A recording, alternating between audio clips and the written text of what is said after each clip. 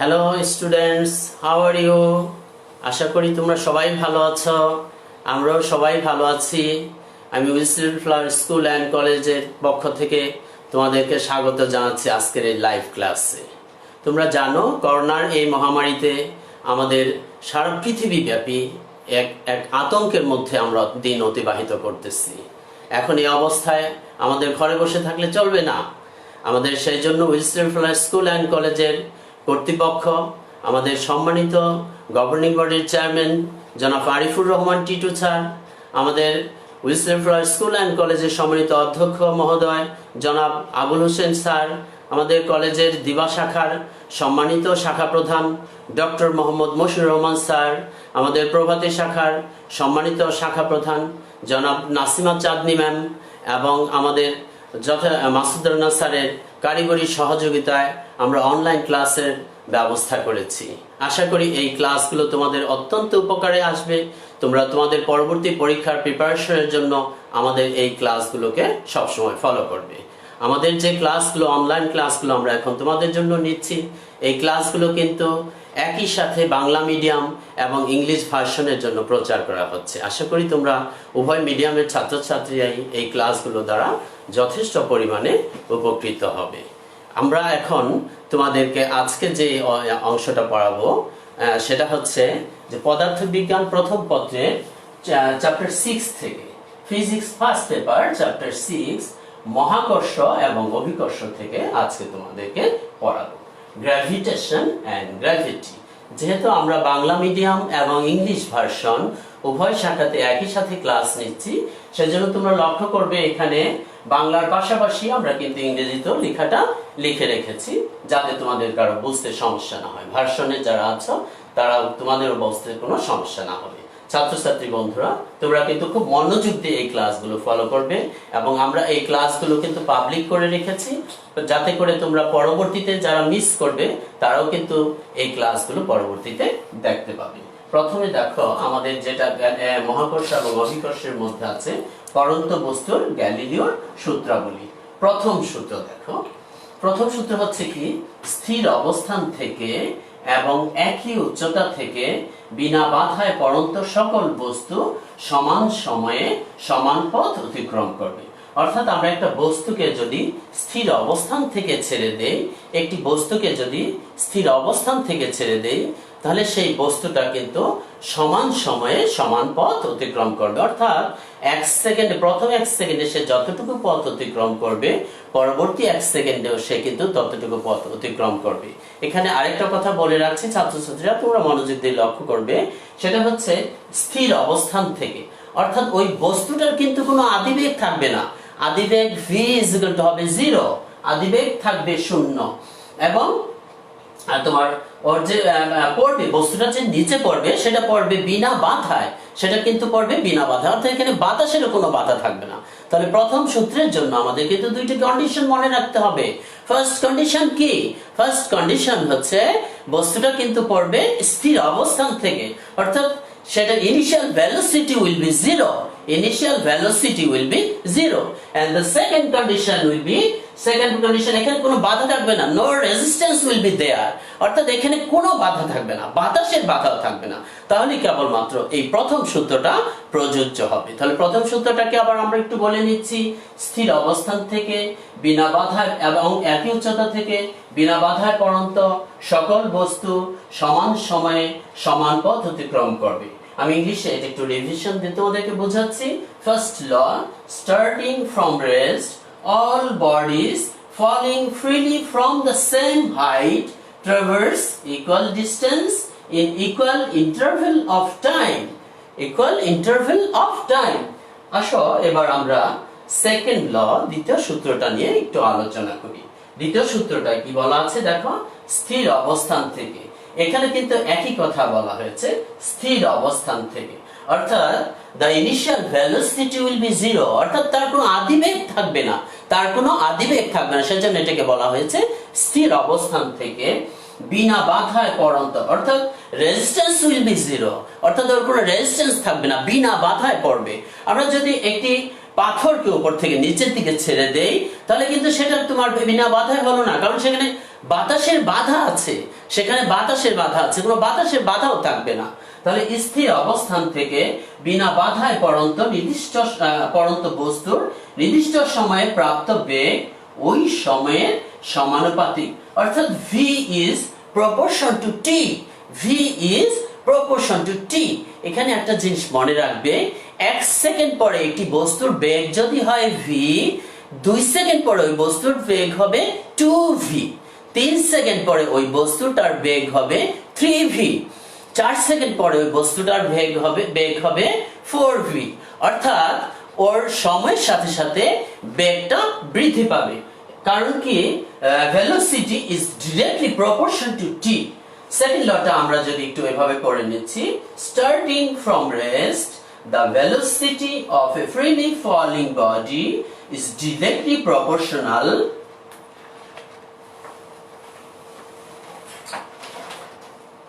to the time taken to fall, that is v is proportion to t।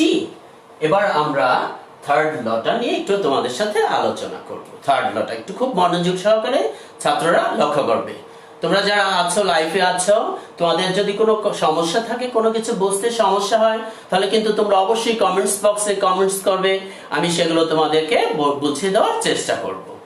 সবাই একটু ভালো করে লক্ষ্য করো। তৃতীয় সূত্র, স্থির অবস্থান থেকে বিনা বাধায় পড়ন্ত বস্তু নির্দিষ্ট সময়ে যে দূরত্ব অতিক্রম করে তা ওই সময়ের বর্গের সমানুপাতিক। স্থির অবস্থান থেকে, এখানে কিন্তু first law, second law, third law, তিনটা জায়গায় কিন্তু আমরা একটা জিনিস পেয়েছি। সে জিনিসটা কি সবাই কি তোমরা কি বলতে পারবে? সেটা হচ্ছে তাদের ইনিশিয়াল ভেলোসিটি হচ্ছে 0, অর্থাৎ তারা স্থির অবস্থান থেকে পড়বে, সেখানে তাদের কোনো আদিবেগ থাকবে না। আরেকটা জিনিস দেখো তোমরা এখানে পেয়েছো, বিনা বাধায় পড়ন্ত বস্তু, বিনা বাধায় পড়ন্ত বস্তু, অর্থাৎ সেখানে কোনো বাধা থাকবে না, ইভেন বাতাসের বাধাও থাকবে না, এটা হবে ভ্যাকুয়াম, অর্থাৎ সেখানে কোনো বাধা থাকবে না এবং কোনো ইনিশিয়াল ভেলোসিটি থাকবে না, অর্থাৎ no resistance, no initial velocity, no resistance. এভাবে যখন বস্তুটা পড়বে তখনই কেবলমাত্র এই পড়ন্ত বস্তুর সূত্রগুলো কার্যকর হবে। তাহলে স্থির অবস্থান থেকে বিনা বাধায় পড়ন্ত বস্তু নির্দিষ্ট সময়ে যে দূরত্ব অতিক্রম করে তা ওই সময়ের বর্গের সমানুপাতিক, অর্থাৎ h is proportion to t square, h is proportion to t square। এটা দ্বারা আমরা কি বুঝি ছাত্ররা, স্টুডেন্টরা খুব মনোযোগ দিয়ে তোমরা লক্ষ্য করো। h is proportion to t square দ্বারা আমরা বুঝি যে যদি একটি বস্তু 1 সেকেন্ডে h মিটার দূরত্ব অতিক্রম করে, তাহলে 2 সেকেন্ডে এটা অতিক্রম করবে 4 মিটার দূরত্ব, because h is proportion to t square। তোমরা এখানে আরেকটু দেখে নাও, h is proportion to t square। তাহলে 1 সেকেন্ডে যদি সে 1 মিটার দূরত্ব অতিক্রম করে, 2 সেকেন্ডে অতিক্রম করবে 4 মিটার, 3 সেকেন্ডে অতিক্রম করবে 9 মিটার, তাহলে 4 সেকেন্ডে অতিক্রম করবে 16 metre.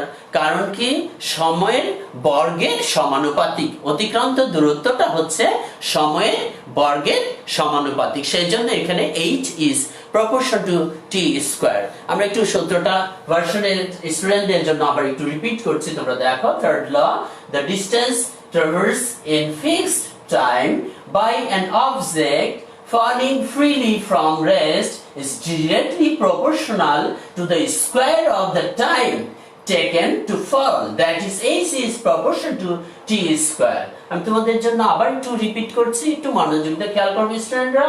the distance traversed in fixed time by an object falling freely from rest, একটু ভালো করে লক্ষ্য করবে, falling freely from rest, অর্থাৎ or initial velocity, that means v equals to 0, is directly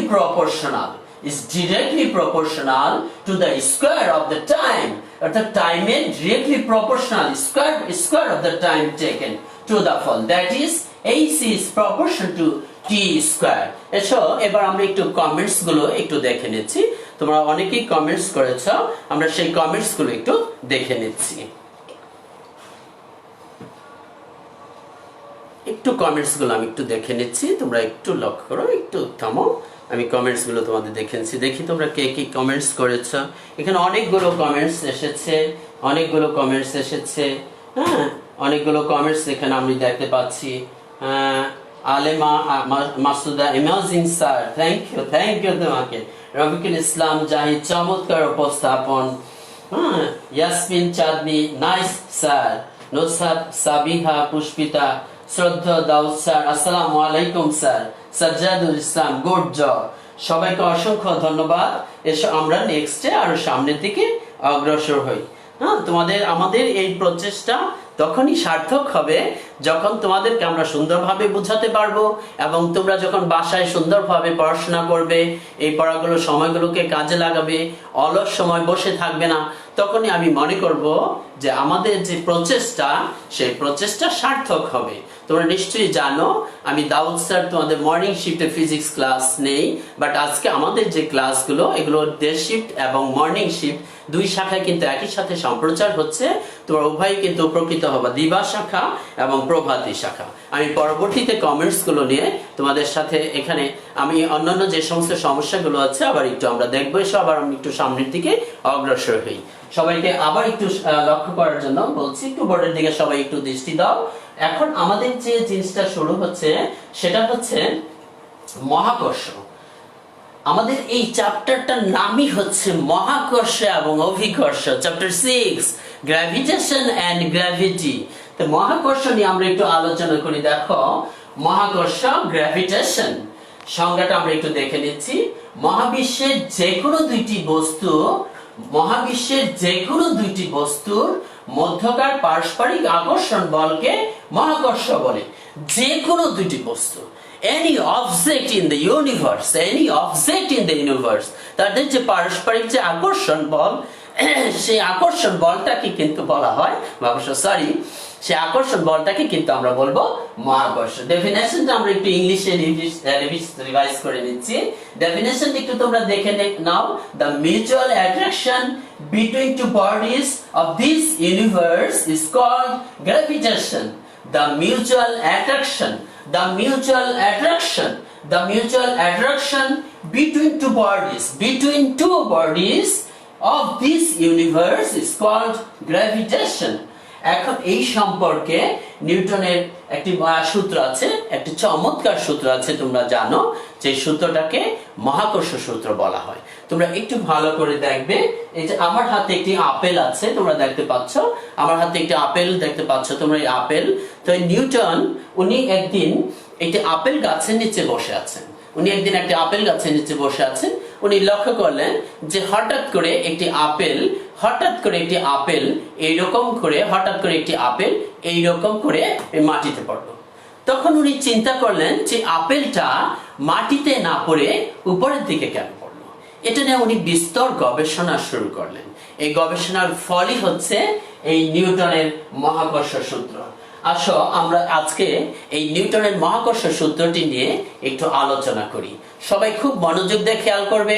নিউটনের মহাকর্ষ সূত্র দেখো একটু। নিউটনস ল অফ গ্র্যাভিটেশন সূত্রটা কি? মহাবিশ্বের প্রতিটি বস্তু কণা একে অপরকে নিজ দিকে আকর্ষণ করে। প্রত্যেকটা অবজেক্ট কি করে? প্রত্যেকে একে অপরকে নিজের দিকে আকর্ষণ করে। মহাবিশ্বের এই প্রত্যেকটা ইউনিভার্সে প্রত্যেকটা অবজেক্ট কি করে? একে অপরকে নিজের দিকে আকর্ষণ করে। তাহলে মহাবিশ্বের প্রতিটি বস্তুকণা একে অপরকে নিজ দিকে আকর্ষণ করে, এবং এই আকর্ষণ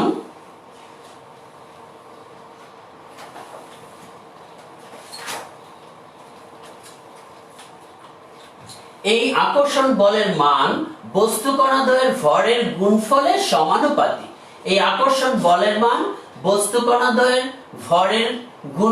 সমানুপাতিক।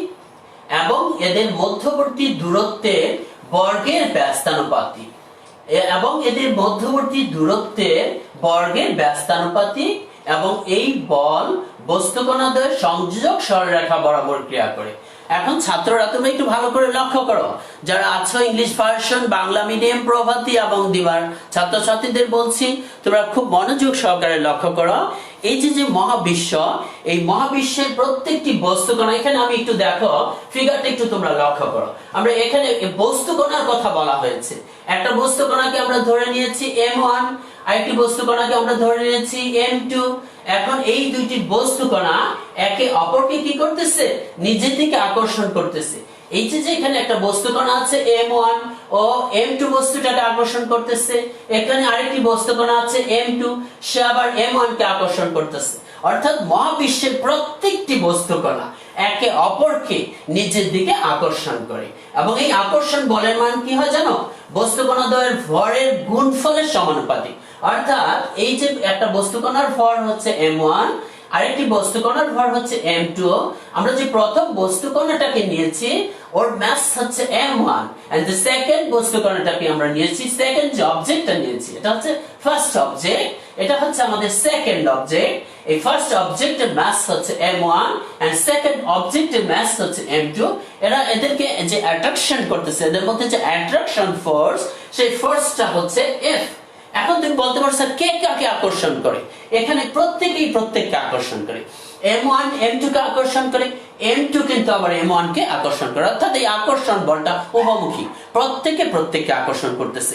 m1 m2 কে আকর্ষণ করতেছে, m2 m1 কে আকর্ষণ করতেছে। এখন এখানে আরেকটা কথা কিন্তু বলা আছে, ছাত্রছাত্রীরা তোমরা আরেকটা জিনিস লক্ষ্য করবা, এই আকর্ষণ বলের মান বস্তুকণাদ্বয়ের সংযোজক সরলরেখা বরাবর ক্রিয়া করে। এই যে এটা হচ্ছে একটা বস্তুকণা, এটা হচ্ছে আরেকটা বস্তুকণা, এদের সংযোজক সরলরেখা বরাবর ক্রিয়া করে। এখানে কিন্তু বস্তুকণার কথা বলা হয়েছে, বস্তুকণাদ্বয়ের সংযোজক সরলরেখা বরাবর ক্রিয়া করে। এবং এই বল তাদের মধ্যবর্তী দূরত্বের ব্যস্তানুপাতিক। একটা জিনিস মনে রাখতে হবে আমাদেরকে, যদি ডিসটেন্স বাড়ে অর্থাৎ দূরত্বটাকে যদি আমরা বৃদ্ধি করি, তাহলে কিন্তু মধ্যবর্তী বলের পরিমাণ, তাদের মধ্যে যে আকর্ষণ বলের পরিমাণ, সেই আকর্ষণ বলের পরিমাণ কিন্তু কমে যাবে। তোমরা এখানে লক্ষ্য করো, এই ডিসটেন্স হচ্ছে d, এই d এর বর্গের ব্যস্তানুপাতিক, অর্থাৎ inversely proportional to the distance of the object. It's inversely proportional. This force is inversely proportional to the distance of these two objects. এবার এটা আমরা ইংলিশে পড়ে নিচ্ছি, দেখো লটা, সেটা হচ্ছে every particle in the universe attract each other. এই ইউনিভার্সের প্রত্যেকটা অবজেক্ট একে অপরকে কি করে? অ্যাট্রাক্ট করে with a force, একটি বলের সাহায্যে, which is directly proportional to the product of their masses, যেটা তাদের ভরের গুণফলের সমানুপাতিক, which is directly proportional to the product of their masses, and inversely proportional to the square of the distance, অর্থাৎ ভরের ব্যস্তানুপাতিক between them, and the force act along the straight line joining two particles.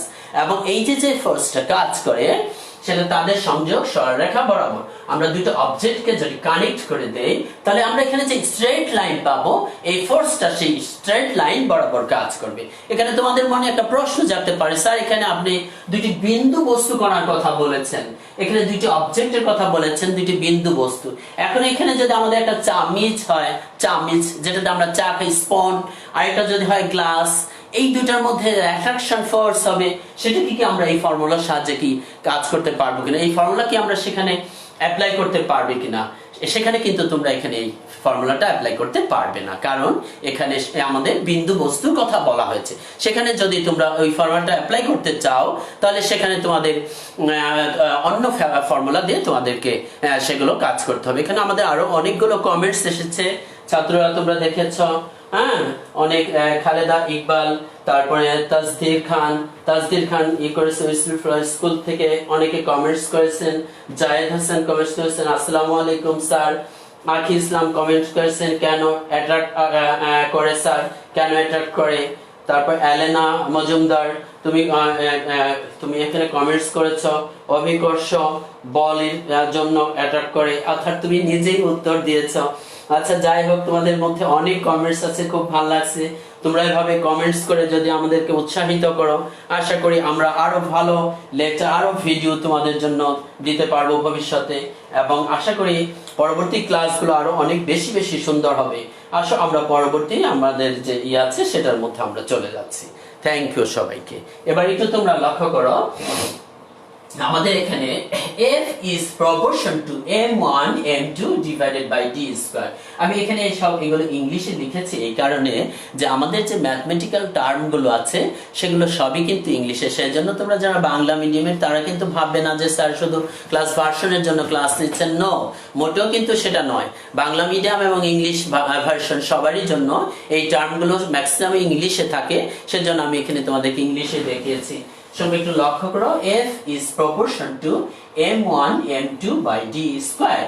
আমরা যদি এই proportion to চিহ্নটা তুলে দেই তাহলে কি হবে, f equals to g m1 m2 divided by d square। এখানে g টা কি, g টা হচ্ছে এখানে মহাকর্ষীয় ধ্রুবক, যেটাকে আমরা বলি গ্র্যাভিটেশনাল কনস্ট্যান্ট, যেটাকে আমরা কি বলি, গ্র্যাভিটেশনাল কনস্ট্যান্ট বা মহাকর্ষীয় ধ্রুবক।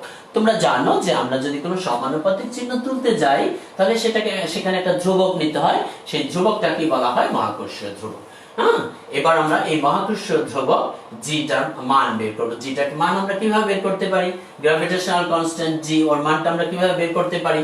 এখানে আমাদের যে ইকুয়েশনটা আছে তোমরা লক্ষ্য করেছো, f equals to g m1 m2 divided by g square।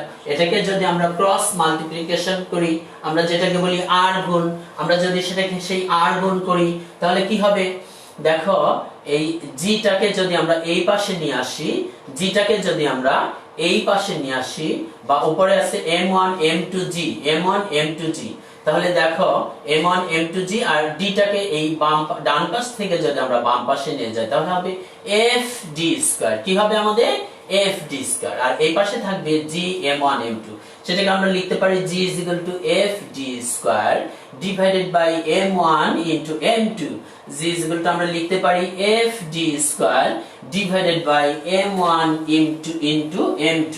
তাহলে আমরা দেখো এই গ্র্যাভিটেশনাল কনস্ট্যান্ট বা মহাকর্ষীয় ধ্রুবক g এর একটা সমীকরণ কিন্তু অত্যন্ত সুন্দরভাবে পেয়ে গেলাম, g is equal to f d square divided by m1 into m2। এবার আসো বন্ধুরা, এই গ্র্যাভিটেশনাল কনস্ট্যান্টের এককটা কি, what is the unit of gravitational constant g।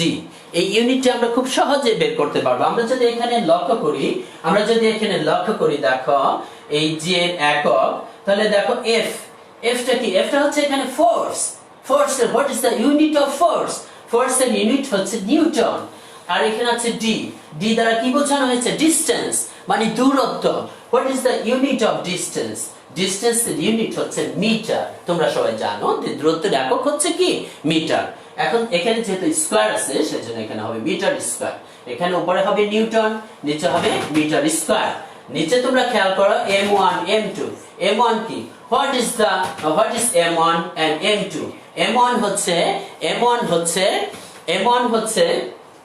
তোমার মাস অফ ফার্স্ট অবজেক্ট, m2 টা কি, m2 হচ্ছে mass of second object. And what is the unit of object? What is the unit of object? Unit of object হচ্ছে অর্থাৎ ভরের একক কি, what is the mass of object? What is the mass of object? ভরের একক কি, ভরের একক আমরা জানি কেজি বা কিলোগ্রাম। তাহলে এখানে একটা কেজি আরেকটা কেজি, দুইটা কেজি যদি আমরা গুণ করি তাহলে কি হবে, কেজি স্কয়ার হয়ে যাবে। এখন এই নিচের স্কয়ারটাকে যদি আমরা উপরে তুলে নেই তাহলে এটা হয়ে যাবে কেজি ইনভার্স 2।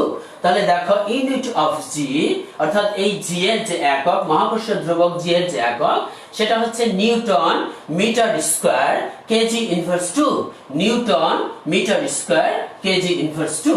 এবং এখন জি এর মান, এই আন্তর্জাতিকভাবে জি এর কিন্তু একটা মান আছে, অর্থাৎ আমরা যে ম্যাথ প্রবলেমগুলো করব সেখানে আমাদের জি এর একটি গ্রহণযোগ্য মান আছে, সেই মানটা আমরা একটু জেনে নিচ্ছি। দেখো আন্তর্জাতিক পদ্ধতিতে জি এর সর্বসম্মত মান গৃহীত হয়েছে g is equal to 6.673 into 10 to the power minus 11 newton metre square kg inverse 2।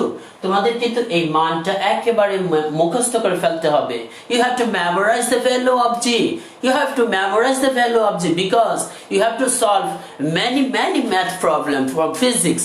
তখন যদি এই মানটা তোমার মুখস্থ না থাকে, অনেক সময় এটা দেওয়া না থাকতে পারে, তখন তুমি কিন্তু সেই ম্যাথ প্রবলেমটা সলভ করতে পারবে না।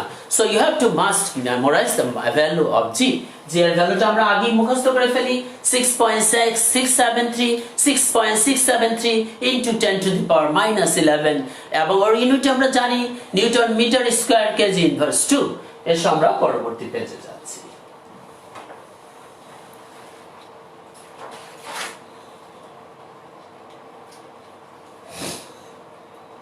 ছাত্রছাত্রীরা তোমরা একটু মনোযোগ দিয়ে লক্ষ্য করবে, আমাদের আরেকজন সায়েন্টিস্ট যিনি মহাকাশ গবেষণা নিয়ে বিস্তর কাজ করেছেন এবং যার অবদান অনেক স্বীকৃত, সেটা আমরা একটু দেখবো। তার আগে দেখি তোমাদের আবার কিছু কমেন্টস আছে, এখানে বেশ কিছু কমেন্টস এখানে এসেছে।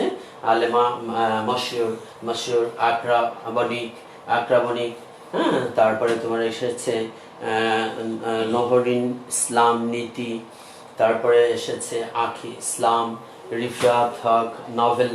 তোমরা অনেকেই বলেছো স্যার ও miss your classes sir, good old days.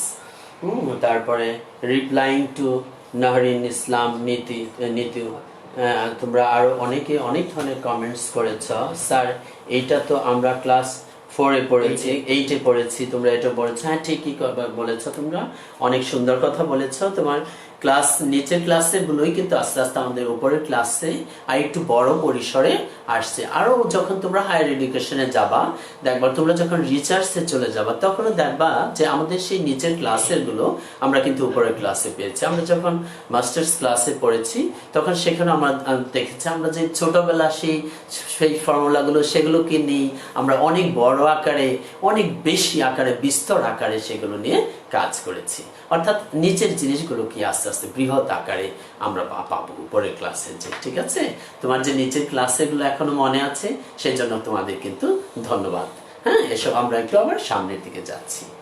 প্রত্যেক একটু লক্ষ্য করো, গ্রহের গতি সংক্রান্ত ক্যাপলারের সূত্র। আমি তোমাদের আগেই বলেছি যে এই গ্রহ উপগ্রহগুলোর গতি নিয়ে ক্যাপলার উনি বিস্তর গবেষণা করেছেন, অনেক বেশি কাজ করেছেন। সেজন্য ওনার অনেকগুলো সূত্র আছে। এখানে আমাদের 3টি সূত্র দেওয়া আছে, প্রথম সূত্র, দ্বিতীয় সূত্র, তৃতীয় সূত্র। আসো আমরা ওনার সূত্রগুলো নিয়ে একটু আলোচনা করি। সবাই একটু দেখো, গ্রহের গতি সংক্রান্ত ক্যাপলারের সূত্র।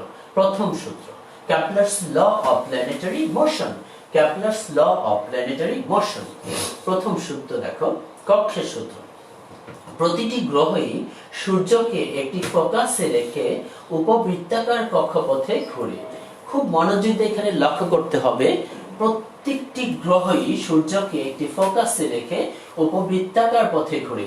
এই যে তোমার গ্রহগুলো সূর্যকে কেন্দ্র করে যে ঘুরে, এটা কিন্তু বৃত্তাকার পথে ঘুরে না, এটা ঘুরে কিন্তু উপবৃত্তাকার পথে একটা ফোকাসে রেখে। অর্থাৎ ওর কেন্দ্রকে, বৃত্তের যেমন একটা কেন্দ্র থাকে তোমরা জানো, বৃত্তের একটা সেন্টার থাকে, কিন্তু গ্রহগুলো যখন ঘুরে সূর্যকে কেন্দ্র করে তখন কিন্তু একটা উপবৃত্তাকার কক্ষপথে ঘুরে। ধরো আমরা এখানে ফোকাস নিয়েছি, এই যে ফোকাস দেখো, এটা একটা উপবৃত্ত, এটা কিন্তু বৃত্ত না, এটা হচ্ছে একটা উপবৃত্ত, এটা অনেকটা ওভালের মতো। আমি তোমাদের একটা জিনিস এখানে দেখাতে পারি। তোমরা আমার হাতে একটা পাথর দেখতে পাচ্ছ, নিশ্চয়ই তোমরা লক্ষ্য করছো, আশা করি দেখা যাচ্ছে পাথরটা। এই পাথরটা কিন্তু বৃত্ত না, এটা একটা ওভালের মতো, অনেকটা ওভালের মতো। ঠিক গ্রহগুলো যখন ঘুরে তখন এইরকম একটি উপবৃত্তাকার কক্ষপথে ঘুরে, সে কিন্তু বৃত্তাকার কক্ষপথে ঘুরে না। এটা হচ্ছে কেপলারের ফার্স্ট ল। যে প্রথম সূত্রটা কি, এখান থেকে কেপলারের ফার্স্ট ল থেকে আরেকটা কথা বলে রাখি, যে এখানে কোনো ম্যাথমেটিক্যাল কোনো ফর্ম নেই, জাস্ট সে বলেছে যে গ্রহগুলো যখন ঘুরে তখন সে একটা উপবৃত্তাকার কক্ষপথে ঘুরে। এই যে আমার হাতে একটা উপবৃত্তাকার মতো একটা পাথর দেখতে পাচ্ছ, এটা কিন্তু গোল না, এটা একেবারে তোমার বৃত্তের মতো না, উপবৃত্তাকার, এইরকম একটা উপবৃত্তাকার পথে ঘুরে। এবার আমরা যেটা যাব সেটা হচ্ছে সেকেন্ড ল। সেকেন্ড লটা খুবই ইম্পর্টেন্ট, ইটস ভেরি ইম্পর্টেন্ট, তোমরা একটু দেখো ভালো করে। সেটা হচ্ছে দ্বিতীয় সূত্র, ক্ষেত্রফলের সূত্র। দ্বিতীয় সূত্রটা কি, এটাকে বলা হয়েছে ক্ষেত্রফলের সূত্র। এই ক্ষেত্রফলের সূত্রটা কিন্তু অনেক মনোযোগ দিয়ে তোমাদের লক্ষ্য করতে হবে, কারণ এখানে আমরা তোমরা অনেক ছাত্র তোমাদের কমেন্টস এর আগে পেয়েছি যে স্যার ক্লাস 8-এ কিন্তু ওগুলো ছিল, বাট এখন তোমরা যেখানে এসেছো এগুলো কিন্তু ক্লাস 8-এও ছিল না, ক্লাস 9-এও ছিল না, যার ফলে এখানে তোমাদের মনোযোগটা একটু বাড়াতে হবে অবশ্যই। যদি মনোযোগ না বাড়াও তাহলে কিন্তু এগুলো বুঝতে পারবে না, কারণ এগুলো 9, 10, ক্লাস 8 কোথাও ছিল না, এগুলো তোমাদের ইন্টারমিডিয়েটে এসে ফার্স্টে তোমরা পাচ্ছ। ঠিক আছে? আরেকটা কথা আমি বলে নিচ্ছি, আমরা এখন যে ক্লাসগুলো নিচ্ছি সেই ক্লাসগুলো কিন্তু আর রিপিট হবে না। এই ক্লাসগুলো কিন্তু এখানেই শেষ। আমরা যখন আবার কলেজ যখন আমাদের খুলবে, আমরা স্বাভাবিক ক্লাসে যখন ফিরে যাব, আমরা কিন্তু তখন নতুন চ্যাপ্টার ধরবো। সেই জন্য যখন যেই ক্লাসটা নিচ্ছি, যখন যেই স্যার যেই ক্লাসটা নিচ্ছেন, যেই সাবজেক্টে, সেটি তোমরা খুব মনোযোগ দিয়ে লক্ষ্য করবে। আর যারা কানেক্ট থাকবে না অনলাইনে, সবাইকে কানেক্ট হতে বলবে। মূল্যবান সময়কে নষ্ট করা যাবে না, এই সময়টাকে কাজে লাগাতে হবে। আমরা এই সময়টাকে কাজে লাগিয়ে আমাদের সমস্ত প্রিপারেশন ঘরের মধ্যে নিয়ে ফেলবো। তোমাদের গভর্নমেন্ট কি বলেছেন? আমার ঘর আমার স্কুল, আমার ঘর আমার স্কুল, আমার ঘরটাই যেন তোমার বিদ্যালয়, তোমার ঘরেই তুমি পড়াশোনা করবে। সেই ব্যবস্থা আমরা করে দিয়েছি তোমাদেরকে। With little flower school and college কর্তৃপক্ষ তোমাদেরকে সেই ব্যবস্থা করে দিয়েছেন। আমরা অনলাইনে ক্লাস নিয়ে তোমাদেরকে সেই ব্যবস্থা করে দিয়েছি, যাতে তোমরা ক্লাসে ঘরে বসে তোমাদের ক্লাসের যে ফ্যাসিলিটি, ক্লাসের যে সুযোগ সুবিধা, সেটা তোমরা পাচ্ছ। তোমরা আমাদের কমেন্টস করবে, যে যেখানে বুঝবে না আমরা সেটা আবার রিপিট করে তোমাদেরকে বুঝিয়ে দেবো। অতএব তোমাদের চিন্তার কোনো কারণ নেই। ক্লাসে বসে তোমরা যে ক্লাসটা পেতে, যে ফ্যাসিলিটি পেতে, সেটা আমরা তোমাদেরকে এখন আমাদের ঘরে বসেই তোমাদেরকে দিচ্ছি অনলাইন ক্লাসের মাধ্যমে। শুধু ডিফারেন্স কি তোমরা জানো? তোমাদের সাথে যে ইন্টারেকশন হতো, সামনাসামনি তোমাদের অনেক সময় আমরা বকা দিতাম, কেউ দুষ্টমি করতাম, বেঞ্চে বসে থাকতাম, নড়াচড়া করতাম, সেটা করতে পারছি না, আমাদের খারাপ লাগতেছে, তোমাদের চেহারা দেখতে পাচ্ছি না। বাট তোমরা আমাদের চেহারা দেখতে পাচ্ছ, আমরা তোমাদের চেহারা দেখতে পাচ্ছি না, এটা আমাদের খারাপ লাগতেছে। বাট তোমরা মনোযোগ দিয়ে পড়াশোনা করবে, এটাই তোমাদের প্রতি আমাদের একটি অনুরোধ। ছাত্রছাত্রীরা এবার একটু লক্ষ্য করো, আমরা যেখানে ছিলাম সেটা হচ্ছে তোমার গ্রহের গতি সংক্রান্ত কেপলারের দ্বিতীয় সূত্র।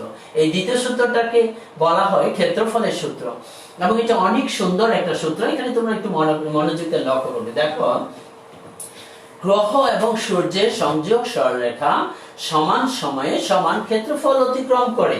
গ্রহ এবং সূর্যের সংযোজক সরলরেখা সমান সময়ে সমান ক্ষেত্রফল অতিক্রম করে।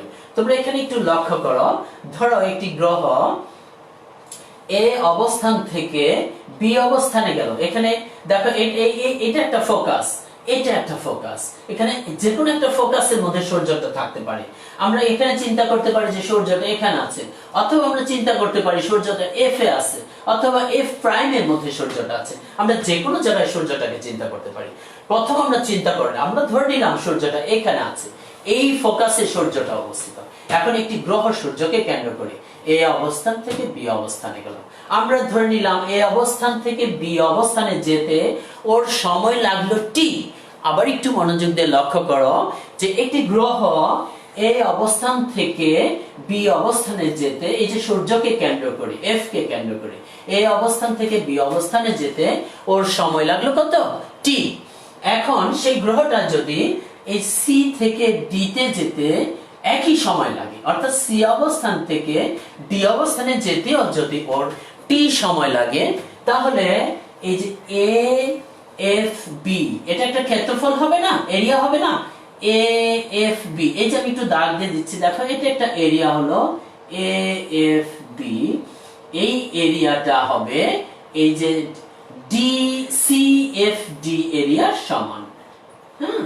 সি এফ ডি এরিয়া সমান। দেখো, এ এফ ডি যে এরিয়া আর সি এফ ডি, এই দুইটা এরিয়া সমান হবে। অর্থাৎ ক্ষেত্রফল এ এ বি এফ এর ক্ষেত্রফল হবে সি ডি এফ এর ক্ষেত্রফলের সমান। তার কারণটা কি আমি একটু বলে নিচ্ছি তোমাদেরকে। দেখো, আমরা জানি যে ডিসটেন্স যত বাড়বে ওর আকর্ষণ বলটা তত কমবে। ডিসটেন্স যত বেড়ে যাবে আকর্ষণ বলটা কিন্তু তত কমে যাবে। এখন এখানে ডিসটেন্স দেখো, এই যে আমাদের যে ফোকাস, এখানে যে ফোকাসটা আছে, এই ফোকাস থেকে এ বিন্দুর যে ডিসটেন্স এটা বেশি, যার ফলে আকর্ষণ বল কম। এখানে কিন্তু গ্রহটা স্লো যাবে। অর্থাৎ এখান থেকে এখানে যদিও এই দূরত্বটা কম, এই দূরত্বটা যদিও কম, কিন্তু সে এখান থেকে এখানে যেতে তার সময় বেশি লেগেছে, কারণ তার আকর্ষণ বল কম। ডিসটেন্স বেড়ে যাওয়াতে, অর্থাৎ এফ থেকে এ ডিসটেন্স বেশি হতে, এ থেকে বি তে যেতে ওর সময় বেশি লেগেছে। আবার তুমি যদি এখানে খেয়াল করো, এফ থেকে সি এর দূরত্বটা কিন্তু কম। এখানে এফ থেকে এর দূরত্ব যত, এফ থেকে সি এর দূরত্বটা কিন্তু তার চেয়ে অনেক কম, যার ফলে সি থেকে ডি তে যেতে সময় কম লেগেছে। এখানে অর্থাৎ দূরত্ব কম থাকাতে, সময় কম বলতে দূরত্ব কম থাকাতে এখানে কিন্তু আকর্ষণ বলটা বেশি। আমরা কি বলেছি, প্রথমেই বলেছি যে মহাকর্ষের সূত্রে যে দুইটি আকর্ষণ বলের মান বস্তু কোণদ্বয়ের ভরের গুণফলের সমানুপাতিক এবং এদের দূরত্বের বর্গের ব্যস্তানুপাতিক। অর্থাৎ দূরত্ব যদি বেড়ে যায় তাহলে আকর্ষণ বলটা কমে যাবে, আর দূরত্ব যদি কমে যায় আকর্ষণ বলটা বেড়ে যাবে। তোমরা দেখো এখানে দূরত্বটা বেড়ে গেছে, সেজন্য আকর্ষণ বলটা কম, এখানে গ্রহটা স্লো মুভ করেছে। আর এখানে আকর্ষণ দূরত্ব কম, সেজন্য তোমার এখানে স্পিডে, এই যে এরিয়া বা জায়গা বেশি কিন্তু সেই স্পিডে গেছে। এখানে তার যে বেগ, সেই বেগটা বেশি ছিল, এখানে ভেলোসিটি বেশি ছিল, এখানে ভেলোসিটি কম ছিল, যার ফলে the area of ABF is equal to the area of CDF। আমি আবার একটু বলছি, the area of ABF equals to the area of CDF। অর্থাৎ ওরা ইকুয়াল টাইমে ইকুয়াল এরিয়া ট্রাভেলস করছে। একটু ভালো করে দেখো, সেকেন্ড লটা হবে the law of area। Second লর আরেকটার নাম কি, the law of area।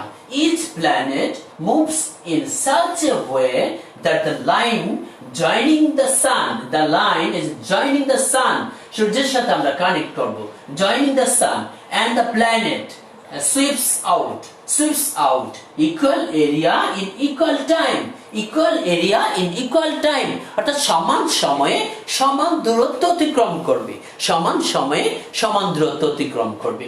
এসো আমরা এবার থার্ড লটার মধ্যে চলে যাচ্ছি। তৃতীয় সূত্রটাকে বলা হচ্ছে আবর্তনকালের সূত্র। অর্থাৎ সেকেন্ড যে লটা আমরা পেলাম এটার সাথে এরিয়ার একটা সম্পর্ক রয়েছে। সেকেন্ড লটার সাথে কি রয়েছে, এরিয়ার একটা সম্পর্ক রয়েছে, ক্ষেত্রফলের একটা সম্পর্ক রয়েছে। আর যে থার্ড লটা সেটার সাথে কিসের সম্পর্ক রয়েছে, টাইমের একটা সম্পর্ক রয়েছে। কিসের সম্পর্ক রয়েছে, টাইমের সম্পর্ক রয়েছে। এবার একটু দেখো, সূর্যের চারদিকে প্রতিটি গ্রহের আবর্তনকালের বর্গ এর কক্ষপথের অর্ধ পরাক্ষের ঘনফলের সমানুপাতিক। অর্থাৎ টাইম হচ্ছে টি, টাইমটা কি টি। এই যে এখানে যে সূর্যের চারিদিকে যে ঘুরবে একটি গ্রহ, এই ঘুরতে যে টাইম লাগে সেই টাইমটাকে যদি আমরা ক্যাপিটাল টি দ্বারা প্রেজেন্ট করি, ক্যাপিটাল টি দ্বারা যদি রিপ্রেজেন্ট করি, তাহলে সেই টাইমের স্কয়ার অফ দ্য টাইম, অর্থাৎ T square, square of the time T square, এটা হচ্ছে কক্ষপথের অর্ধ পরাক্ষের ঘনফলের সমানুপাতিক। অর্ধ পরাক্ষটা কি তোমরা একটু ভালো করে দেখে নাও। এই যে আমি এখানে আরেকটা ওভাল নিয়েছি, তোমরা দেখো এখানে এই যে আমার হাতে যেটা দেখো, এটা কিন্তু একেবারে সম্পূর্ণ গোলক নয়। ওর এখানে এই পাশটায় ওর যে ব্যাস, এই পাশটায় ওর যে ব্যাস, আর এই দিকে ওর যে ব্যাস, এই দুইটা ব্যাস কিন্তু সমান নয়। তোমরা খুব মনোযোগ দিয়ে দেখো, এই দিক যে ব্যাসটা হবে, এই দিকের ব্যাসটা হবে বেশি, এই পাশের যে ব্যাসটা সেটা বেশি হবে, এই পাশের যে ব্যাসটা সেই ব্যাসটা কিন্তু কম হবে, এই পাশের যে ব্যাসটা সেই ব্যাসটা কিন্তু বেশি হবে, এই পাশের ব্যাসটা সেটা হচ্ছে কম। এই ব্যাসের যে অর্ধ, এই ব্যাসটাকে বলা হচ্ছে পরাক্ষ, এই ব্যাসটাকে বলা হচ্ছে পরাক্ষ। এটাকে আমরা 2a দ্বারা প্রকাশ করে থাকি। কি দ্বারা প্রকাশ করে থাকি, 2a দ্বারা। আর অর্ধেক যেটা সেটা হচ্ছে অর্ধপরাক্ষ, এই অর্ধপরাক্ষকে আমরা এ দ্বারা প্রকাশ করে থাকি। অর্থাৎ আমরা নরমাল ভাবে যদি বুঝতে চাই, ও ব্যাসের অর্ধেকই হচ্ছে, ব্যাসের অর্ধেকই হচ্ছে অর্ধপরাক্ষ, ব্যাসের অর্ধেকই হচ্ছে অর্ধপরাক্ষ। এই যে দেখো এখানে এইটাকে যদি আমরা দেখি, এই বড় অংশ যেটা বড়, অর্থাৎ সেন্টার মধ্যে দিয়ে কেন্দ্র দিয়ে যে তোমার ব্যাসটা গেছে, কেন্দ্র দিয়ে যে ব্যাসটা গেছে, সেটা কিন্তু আমরা সবচেয়ে বড় ধরবো, সেটার যে অর্ধেক সেটাকে ধরবো আমরা অর্ধপরাক্ষ। তাহলে আমরা এটা দেখে নিচ্ছি আবার। আবর্তনকালের তৃতীয় সূত্র, আবর্তনকালের সূত্র, সূর্যের চারদিকে প্রতিটি গ্রহের আবর্তনকালের বর্গ, আবর্তনকাল কি টি, তার বর্গ কি টি স্কয়ার, এর অর্ধপরাক্ষের ঘনফলের সমানুপাতিক। অর্ধপরাক্ষ কি a, অর্ধপরাক্ষ কি a, তার ঘনফল কি a কিউব, তার ঘনফল কি a কিউব, সমানুপাতিক। অর্থাৎ t square is proportion two a cube, t স্কয়ারটা হবে প্রপোর্শন টু a কিউব। তাহলে আমরা তো এখানে একটু দেখে নিচ্ছি ভার্সন, যারা স্টুডেন্ট আছে তোমাদের জন্য দেখে নিচ্ছি, একটু দেখো। থার্ড লটা কি হবে, ল অফ টাইম পিরিয়ড। অর্থাৎ আমি আগেই বলেছি থার্ড লটা হচ্ছে সময়ের সাথে সম্পর্কিত। law of time period, the square of the period of revolution, the square of the period of revolution of any planet around the sun, of any planet around the sun is proportional to the cube of the semi-major axis, is proportional to the cube of semi-major axis of the orbit, According to the third law of Kepler's, T square is directly proportion to A cube. T square is directly proportion to A cube. A cube. আসো এবার আমরা তোমাদের comments গুলো একটু দেখেছি, অনেকগুলো comments ইতিমধ্যেই আমার কাছে এসেছে, সবাই একটু দেখে নাও এই কমেন্টস গুলো। দেখা যাচ্ছে অনেকেই বারবার একই ধরনের কমেন্টস করছো। একজনে লিখেছেন এখানে স্টোন ও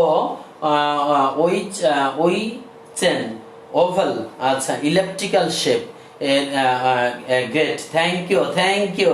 আমি স্টোন দ্বারা যেটা বুঝিয়েছি সেটা অনেকটা ইলেকট্রিক্যাল শেপ হয়ে গেছে আর কি। যাই হোক, হ্যাঁ, তারপরে নাহরিন ইসলাম লিখেছ, আচ্ছা ঠিক আছে, ভেরি গুড। তারপরে মোহাম্মদ আলামিন লিখেছে আসসালামু আলাইকুম স্যার। আখি ইসলাম লিখেছে ইংলিশ বলে স্যার, বাস কি, আচ্ছা ঠিক আছে, অ্যামাজন স্যার। অনেক ধরনের কমেন্টস তোমার এসেছে। হ্যাঁ, all students of Wilson Flower School should participate and not all the classes and have to submit to respective teachers after reopening the institution. সুন্দর কথা, এখানে অনেকগুলো কমেন্টস এখানে এসেছে, স্যার আই থিঙ্ক নাসাতে কেপলারের নামের একটি টেলিস্কোপ আছে। হ্যাঁ, ঠিক কথা তুমি বলেছ। এখানে অনেকে অনেক ধরনের কমেন্টস দিয়েছে। যাই হোক, আজকে আমরা সবগুলো না, সময় অনেক কম, যার ফলে আমাদের শেষ করতে হচ্ছে। মনে হয় আমরা আরেকটু যদি সামনে এগোতে পারতাম ভালো হতো। আরেকটু সামনে আমার মনে হয় আরেকটু 5 মিনিট সময় নেই, তোমরা একটু 5টা মিনিট সময় ধৈর্য ধরবে। 5টা মিনিট, 5 মিনিট সময় আমরা শেষ করবো। হাতে আছে 5টা মিনিট সময়। দেখো আমরা আজকে যেটা শেষ করবো অভিকর্ষ এবং অভিকর্ষ ত্বরণ, gravity and gravitation due to gravity, gravity and acceleration due to gravity, gravity and acceleration due to gravity. আমরা খুব সংক্ষেপে দেখো একটু শেষ করবো এই অংশটুকু, মনোযোগ দিয়ে দেখো। অভিকর্ষের সংজ্ঞা, পৃথিবী এবং অন্য কোনো বস্তুর মধ্যে যে আকর্ষণ হয় সেটাকে আমরা অভিকর্ষ বলি। এটা আজকে আমরা রিপিট করবো না, তোমরা আমরা জানো। আর চন্দ্র এবং সূর্যের মধ্যে যে আকর্ষণ সেটা মহাকর্ষ, কিন্তু পৃথিবী এবং একটি বইয়ের মধ্যে যে আকর্ষণ, সেটা অভিকর্ষ। তাহলে হোয়াট ইজ মহাকর্ষ এবং gravitation and what is gravity তোমরা নিশ্চয়ই বুঝতে পেরেছো। এগুলো বন্ধুরা, ছাত্ররা, এগুলো কিন্তু আমরা রিপিট করবো না, ছাত্রছাত্রীরা এগুলো আমরা বারবার রিপিট করবো না। এই জিনিসগুলো নিয়ে আমরা একটু সামনে দিকে যাচ্ছি। এবার অভিকর্ষ ত্বরণ দেখো। অভিকর্ষ বলের প্রভাবে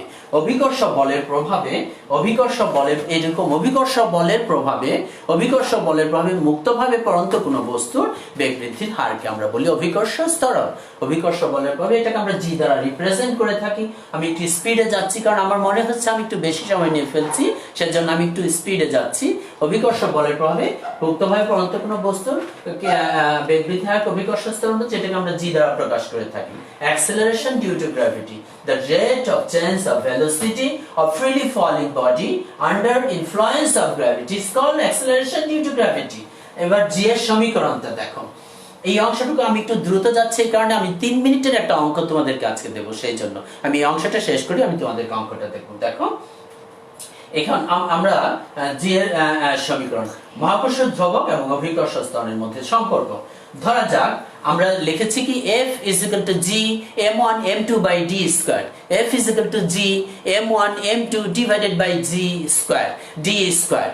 এখন আমরা সেই সূত্রটাকে m1 m2, m1 টাকে যদি আমরা ধরে নিই পৃথিবীর ভর ক্যাপিটাল M, m1 টাকে যদি আমরা ধরে নিই পৃথিবীর ভর ক্যাপিটাল M, এবং আরেকটা যে অবজেক্ট নিয়েছি ছোট্ট, সেটাকে আমরা যদি ধরি m, অর্থাৎ ভূপৃষ্ঠে অবস্থিত কোন পৃথিবীর নিকটে অবস্থিত কোন বস্তুর ভর, এবং এই যে দুটি বস্তু, এই দুটো বস্তুর মধ্যবর্তী দূরত্বটাকে যদি আমরা ধরে নিই d, বা পৃথিবীর কেন্দ্র থেকে মধ্যবর্তী বস্তুর মধ্যবর্তী দূরত্বটাকে যদি আমরা স্মল d ধরে নেই, তাহলে আমাদের অভিকর্ষ বল কি হবে দেখো, F is equal to G capital M into small m divided by d square। খুব মনোযোগ দিয়ে দেখো, F is equal to G capital M into small m divided by G square।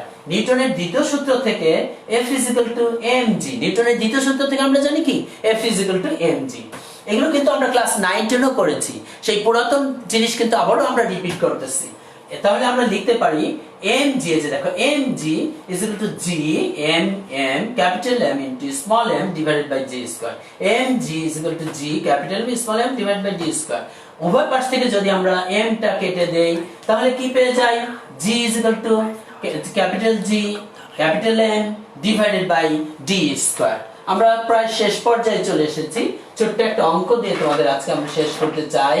এখন এই যে দূরত্ব, সেই দূরত্বটাকে যদি আমরা পৃথিবীর ব্যাসার্ধ ধরে নিই এবং সেটাকে যদি আমরা ক্যাপিটাল R দ্বারা প্রকাশ করি তাহলে আমাদের যে মানটা কি দাঁড়ায় দেখো, পৃথিবীর ব্যাসার্ধ যদি R হয় তাহলে G is equal to হবে G capital G into capital M divided by R square. G is equal to capital G capital M divided by R square. এসো আমরা এবার একটা ছোট্ট ম্যাথ প্রবলেম সলভ করি। আশা করি এই ম্যাথ প্রবলেমটা তোমরা সবাই পারবে। অল্প সময়ের মধ্যে আমরা এটা শেষ করব, একটু ধৈর্য নিয়ে ছাত্ররা তোমরা অপেক্ষা করবে, এটুকু আমরা শেষ করে তারপর আমরা তোমাদের আজকে ছাড়বো। ম্যাথমেটিক্যাল এক্সপ্লেনেশন দেখো, পৃথিবীর ভর, আমরা একটা ছোট্ট গাণিতিক সমস্যা দিয়েছি। পৃথিবীর ভর যদি আমরা ধরি 5.98 into 10 to the power 24 KG, পৃথিবী পৃষ্ঠ অভিকর্ষ ত্বরণ যেটা আমরা সবাই জানি 9.8 মিটার পার সেকেন্ড স্কয়ার হলে পৃথিবীর ব্যাস নির্ণয় করো। তাহলে আমাদের এখানে দেখো, আবার এখানে আমি একটু ভার্সন যারা আছে তোমাদের জন্য বলে দিচ্ছি। the mass of the earth is 5.98 into 10 to the power 24 kg. Consider gravitational acceleration on the earth G equals to 9.8 meter per second square. Now calculate the diameter of the earth. অর্থাৎ পৃথিবীর ব্যাস আমাদেরকে নির্ণয় করতে হবে। এখানে দেখো আমাদের জি এর একটা মান দেওয়া আছে। আমরা কিন্তু এই জি এর মানটা প্রথমেই তোমাদের বলেছি মুখস্থ করে ফেলতে হবে, বাট এখানে একটা মান দেওয়া আছে, সেই মানটা আমরা একটু দেখে নিচ্ছি। সেই মানটা কি 6.66 10 to the power minus 11, 6.66 10 to the power minus 11। তাহলে ফিজিক্সের যে অঙ্কগুলো আমরা করে থাকি সচরাচর, সেই অঙ্কগুলোর মধ্যে আমরা কি করি, প্রথমেই আমরা যে উপাদানগুলো আমাদেরকে দেওয়া আছে, যে এলিমেন্টস গুলো আমরা পাই, সেগুলোকে আমরা হাতের ডান পাশে লিখে ফেলি। তোমরা ইচ্ছা করলে উপরেও লিখতে পারো। হাতের ডান পাশে আমরা লিখলাম পৃথিবীর ভর লিখেছি, তারপরে গ্র্যাভিটেশনাল কনস্ট্যান্ট পৃথিবীর ভর m is equal to লিখবে, তারপর capital G is equal to মানগুলো দেওয়া আছে, অ্যাক্সেলারেশন ডিউ টু গ্র্যাভিটি অর্থাৎ অভিকর্ষ ত্বরণ দেওয়া আছে, ডায়ামিটার অফ দ্য আর্থ অর্থাৎ পৃথিবীর ব্যাসার্ধ d is equal to কত আমাদেরকে বের করতে হবে। খুব মনোযোগ দিয়ে তোমরা দেখো, we know অর্থাৎ আমরা জানি G is equal to gm by r square। আমি তোমাদের এই যে আগেই দেখিয়েছি এই সূত্রটা, G is equal to gm by r square। আমাদের r এর মানটা আগে বের করতে হবে। তাহলে r square is equal to কত হবে, r square is equal to হবে gm by g, যেটা উপর আছে পাশে আসলে নিচে চলে যাবে। তাহলে আমাদের r এর মান বের করতে হবে। আমরা উভয় পাশে যদি রুট ওভার করি, হ্যাঁ, তাহলে r is equal to হবে root over gm by g। এখন আমি g এর ভ্যালুটা পুট করে দিলাম এখানে, into m এর ভ্যালুটা পুট করে দিলাম, মাস অফ দা আর্থ পুট করে দিলাম এবং মাস অফ দা জি এখানে পুট করে দিলাম। এগুলো কিন্তু আমরা সবাই ক্যালকুলেটরের সাহায্যে করতে পারি, যেগুলো তোমাদের ক্লাসে আগেই আমরা শিখিয়েছি কিভাবে ক্যালকুলেটর ইউজ করতে হয়। ক্যালকুলেটর ইউজ করে আমরা এখানে পেলাম 6.375 into 10 to the power 6 metre, 6.375 into 10 to the power 6 metre. আমরা এটা কি পেলাম, রেডিয়াস অফ দ্য আর্থ পেয়েছি আমরা, বাট আমাদের কি বের করতে হবে, পৃথিবীর ব্যাসার্ধ পেয়েছি, কিন্তু আমাদের কাছে চেয়েছে এখানে দেখো পৃথিবীর ব্যাস নির্ণয় করো। Now calculate the diameter of the earth, আমাদের আর্থের ডায়ামিটার বের করতে হবে। আমরা জানি যে diameter of the earth d equals to 2 into r, অর্থাৎ ব্যাস হচ্ছে ব্যাসার্ধের দ্বিগুণ। ব্যাস কি, ব্যাসার্ধের দ্বিগুণ। So d is equal to 2 into r, 2 into r এর ভ্যালুটা আমরা পুট করে দিয়েছি। পুট করে দিয়ে আমরা এখানে ক্যালকুলেটরের সাহায্যে গুণ করে পেলাম 12.75 into 10 to the power 6 metre, 12.75 into 10 to the power 6 metre. ছাত্রীরা তোমাদেরকে আরো অনেক পড়ানোর বাকি ছিল, কিন্তু আজকে যেহেতু আমাদের সময় স্বল্প আর তোমাদের হোমওয়ার্কও আমি তেমন একটা দিতে পারছি না, যেহেতু আমার সময় কম, আমার জন্য যে টাইমটা লিমিট ছিল সেই টাইমটা আমি অ্যাকচুয়ালি ক্রস করে ফেলেছি। Sorry for that. আমি নেক্সট ক্লাসে পরবর্তী ভিডিওতে তোমাদের সেগুলো দেব এবং তোমাদের কিছু হোমওয়ার্কও আমরা দেব। এর মধ্যে তোমাদের অনেক কমেন্টস এসেছে, আমি লক্ষ্য করছি। সবগুলো কমেন্টস অ্যাকচুয়ালি এখানে পড়া সম্ভব হচ্ছে না। আমি তোমাদের বলবো যে সবাই ভালো থাকবে, সুস্থ থাকবে, বাবা মার কথা মতো চলবে, বাসায় ঠিক মতো পড়াশোনা করবে। Stay home, stay safe. আল্লাহ হাফেজ।